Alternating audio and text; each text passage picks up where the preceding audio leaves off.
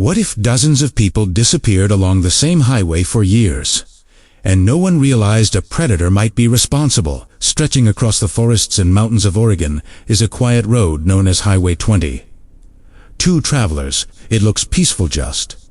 Another scenic highway cutting through small towns and dense wilderness. But for decades, families across Oregon began noticing a terrifying pattern. Young women were disappearing. In the 1970s, 80 segundas, and early 90s, several women and girls vanished near or along Highway 20.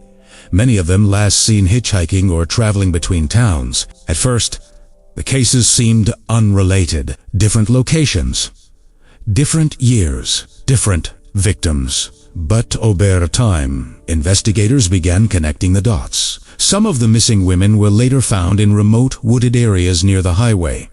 Others were never found at all. For years, the disappearances remained unsolved, and locals began referring to the mystery as the work of a possible Highway 20 killer. The theory was chilling.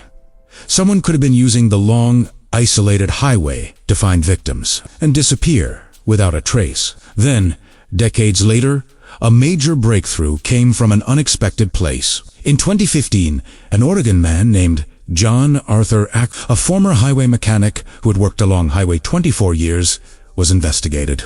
Ackroyd had already been convicted of a separate crime in the early 1990s.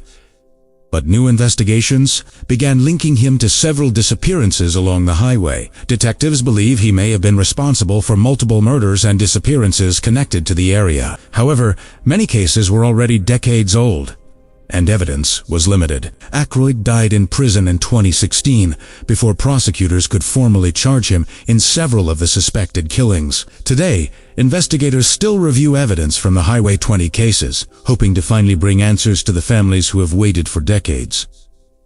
Because somewhere along that quiet Oregon highway, there are still stories waiting to be told. And for many families, the question remains the same: what really happened on Highway 20?